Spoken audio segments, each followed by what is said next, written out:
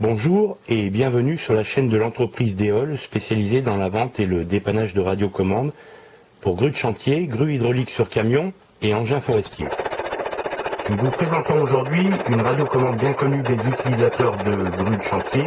Il s'agit de la Nova.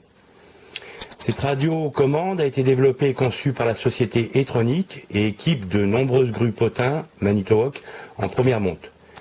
Initialement conçue pour la commande de grues à montage rapide, elle a rapidement été adaptée à la commande de grues à tour grâce à sa petite sœur, la Nova M. Précisons que le modèle présenté est la Nova L. Le modèle idéalement adapté aux grues à tour est la GL, aussi appelée TDK. Cette radio présente l'avantage de posséder un joystick de type JH300 capable de commander les 5 vitesses de levage que possèdent généralement les grues à tour.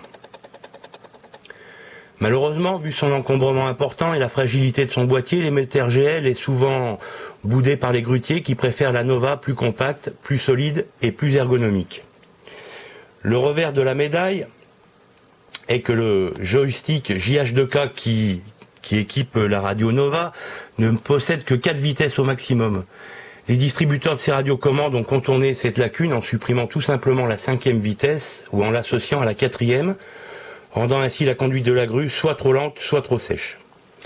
La société E-Tronic, prenant conscience de ce problème, a développé le nouveau joystick JH2K capable de commander jusqu'à 6 vitesses dans les deux directions.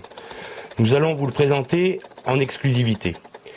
Donc l'émetteur Nova présente en standard une carte de codage à 32 voix. 4 sont affectées au relais d'arrêt d'urgence et à la marche klaxon. Les 24 restantes restant donc affectées aux ordres proprement transmis. Le récepteur possède lui aussi 32 voix de décodage, mais ne peut pas relayer plus de 22 ordres simultanément au maximum grâce à des cartes additionnelles.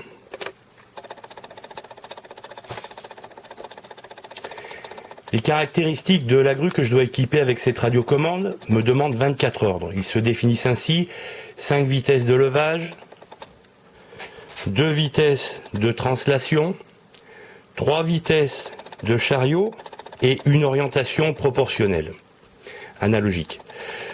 Donc il faudra en plus de cela une commande manuelle de retombée de frein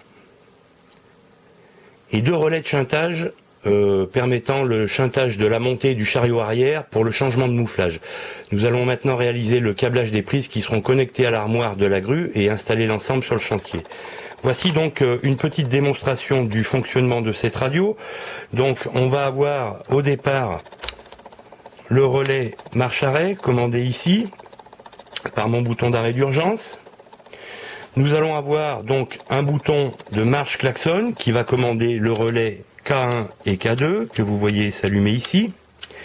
Nous allons ensuite avoir une commande de distribution arrière, la 2e vitesse de distribution, la 3e vitesse de distribution arrière.